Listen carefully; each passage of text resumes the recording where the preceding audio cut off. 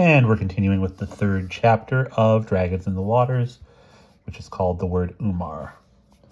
He woke up shortly after dawn, the memory of his dragon ride fading at the edges of his mind.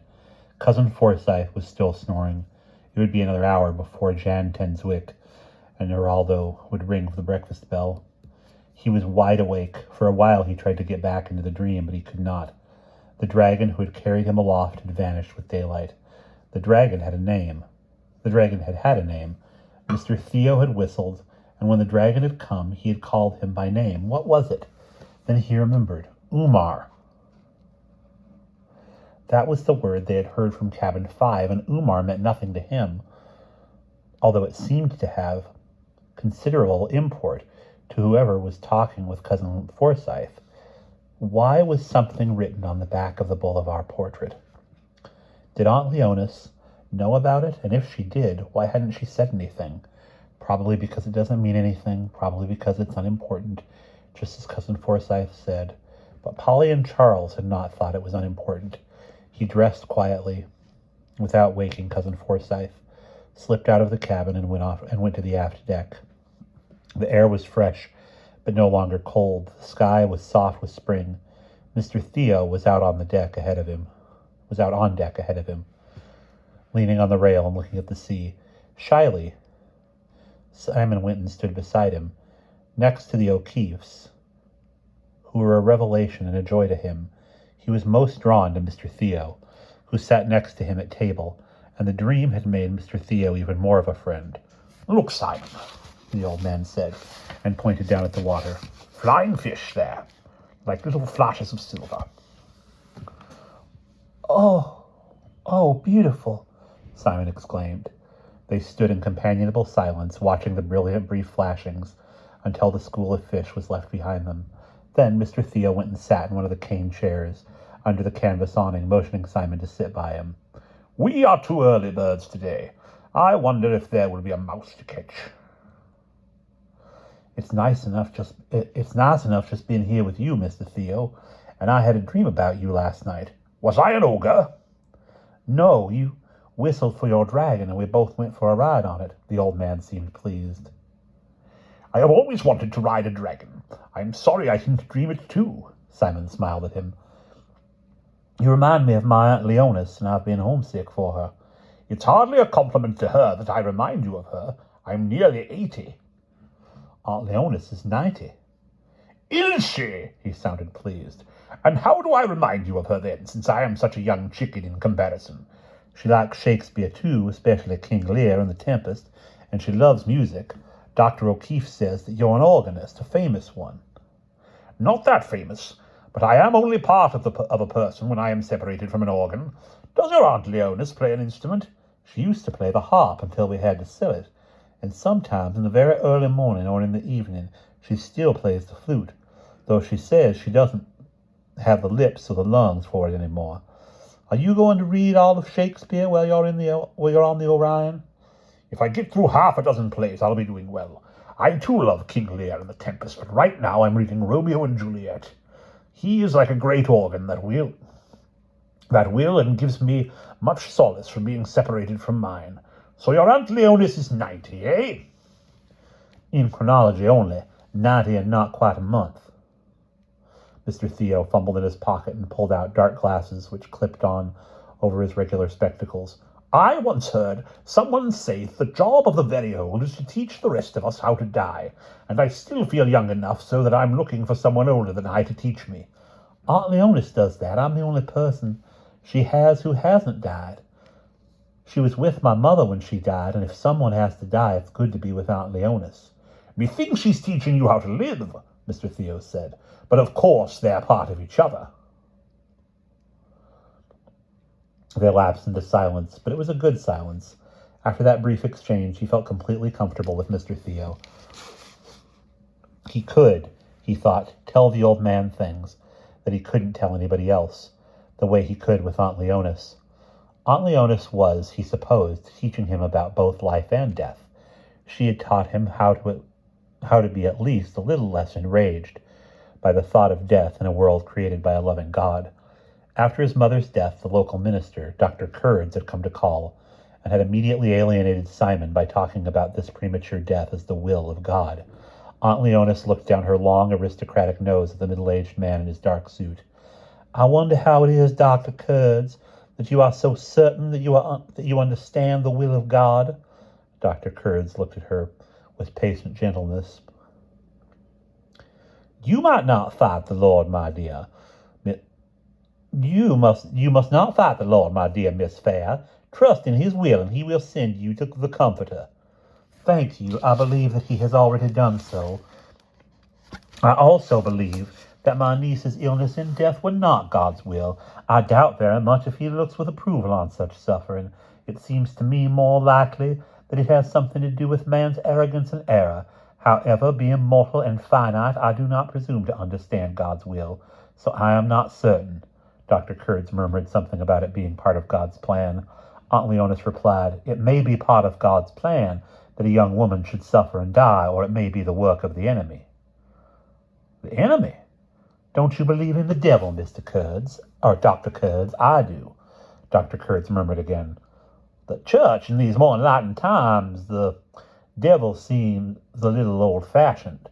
Aunt Leonis raised her left eyebrow. I haven't noticed many signs of enlightenment, and I am undoubtedly old-fashioned, but I do believe that God can come into the evil of this world and redeem it, and make it an indispensable part of the pattern which includes every star and every speck of hydrogen dust in the universe, and even you, Dr. Kurds. Despite his grief, Simon nearly laughed. Hello there, Simon. Where were you? Oh, Mr. Theo, I'm sorry, I was remembering. You go deep into your memories. Too deep, Aunt Leonis says. Was that a good one? No, it was bad, except for Aunt Leonis. It was about when a minister came to call on us after my mother died, and he was horrible, and Aunt Leonis put him in his place. Do you believe in God, Mr. Theo? I do. It would be difficult to have lived as long as I have, and to think that one can get along without God. Well, I'm glad you and Aunt Leonis believe in God. Don't you? I'm not as old as either of you, and he let my parents die. Mr. Theo apparently changed the subject. Do you know why I'm on the Orion, Simon? For a vacation? Partly. My doctor ordered me to go by sea rather than air, but mostly I'm on the Orion because I'm going to Caracas to hear the first concerts of the pupil who is dearest to my heart. When she was 10 years old, she was blinded in a vicious accident. But she didn't moan and groan about God's allowing such a cruel thing to happen. She just went on with her music. Am I moaning and groaning? Simon asked. You're not far from it, are you? Simon closed his eyes and clenched his fists. Then he relaxed and smiled. You really and truly are like Aunt Leonis. I'm going to get on with it, Mr. Theo. I really haven't moaned and groaned for a long time. It just isn't possible to do much moaning and groaning around Aunt Leonis. This is the first time I've been away from home, and I guess I've regressed. Mr. Theo, does the word Umar mean anything to you? Umar? Mr. Theo repeated. No, I don't think it does, should it? It was the name you called the dragon. Don't say anything about it if you don't mind. Very well. Umar shall be between the two of us. There goes the breakfast bell. Are you hungry? Starving.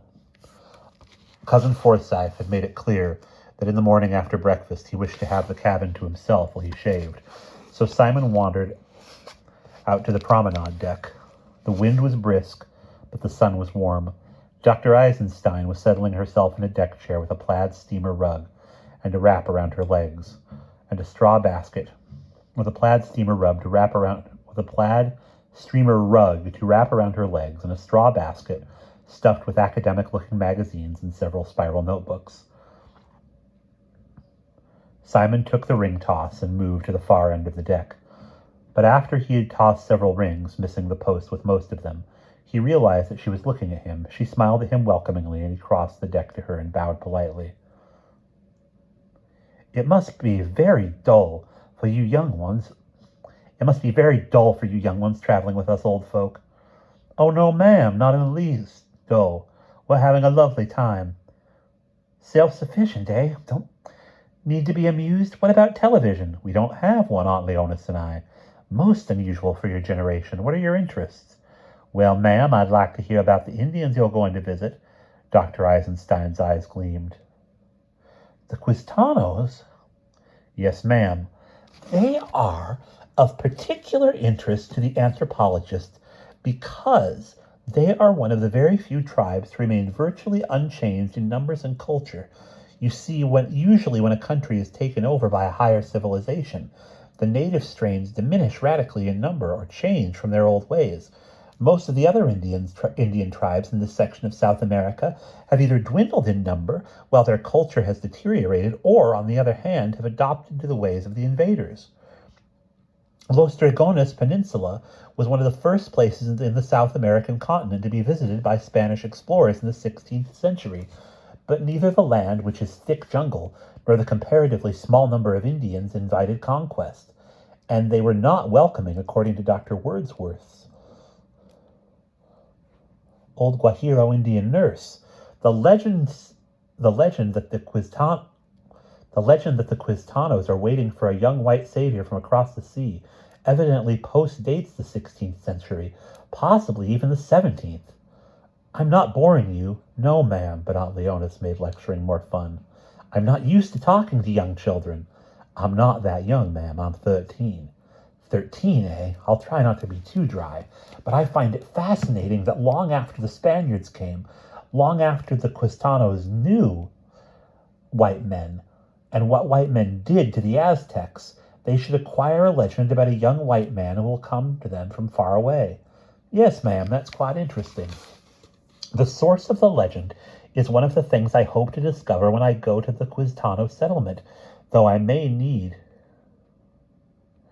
a Guajiro contact. Evidently, the Quistanos and the Guajiros have been involved in smuggling together for many generations, and the smuggling trade today is less innocent than it was when the colonialists were opposed by Spain. Out of the corner of his eye, Simon saw Polly and Charles emerge from the starboard passage and stand waiting for him. His mind was more on them than on the Quistanos, but he maintained his expression of courteous interest. Los Dragones Peninsula, with its almost unpopulated coastline, has been easily accessible to small smugglers' boats, especially since the Dutch occupied Aruba and Caraco in the early years of the 17th century. Yes, ma'am. After the wars of independence, when the border between Venezuela and Colombia cut across the southern side of both Dragones and the Guajiran peninsulas, smuggling became even more active. Suddenly she realized that she did not have Simon's full attention. She turned slightly and saw Polly and Charles in the background. Your friends are waiting for you, and here comes Inez, Dr. Wordsworth, looking for me. Yes, ma'am, thank you. That was very interesting. I'd like to hear more. Would you honestly? Yes, ma'am, really and truly. We'll get together again then, shall we? Yes, thank you, ma'am. He left Dr. Eisenstein, and he and Polly and Charles repaired immediately to the dragon's lair. Dr. Wordsworth pulled the deck chair beside Dr. Eisenstein.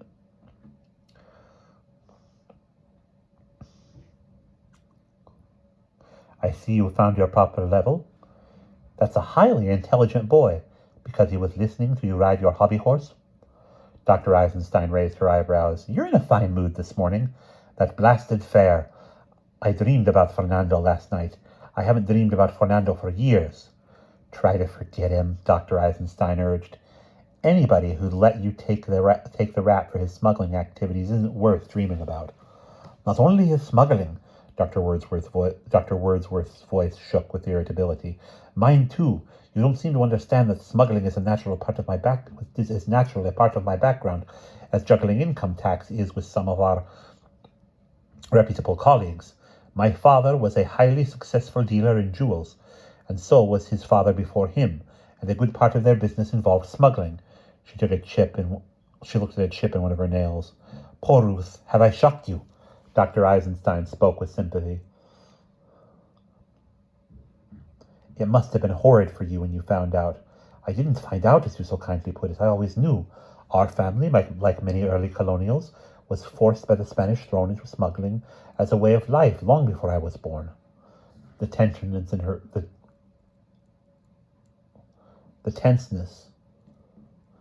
her voice made her friend look at her sharply, but all Dr. Eisenstein said was, It seems somewhat like the problems my ancestors in New England had to cope with, such as the Boston Tea Party, something like that. But for us in South America, it was even more intolerable. But why so much smuggling, dear Ruth? You know a great deal about primitive tribes and very little else. Colonists were not allowed to export any products except to Spain. The ships belonged to Spain. All prices were fixed in Madrid. Madrid, mind you, by people who knew nothing of the supply or demand in Venezuela. Her voice was bitter. But at least she's not thinking about Fernando. I do see how unfair it was, Dr. Eisenstein said. You know how excellent our wines are, and our olive oil? Superb. They were superb in the early days, too, but the colonists were stopped from planting vines and olive trees because they were forced to buy wine and oil from Spain at high prices, and any interprovincial trade tried by my forebears was exorbitantly taxed. So do you see how smuggling wine and oil and spices and all the things we ourselves could grow became inevitable? I suppose I do, Dr. Eisenstein said. It was not the kind of criminal activity I can see you think of all smuggling as being, unless it's your precious Cristianos.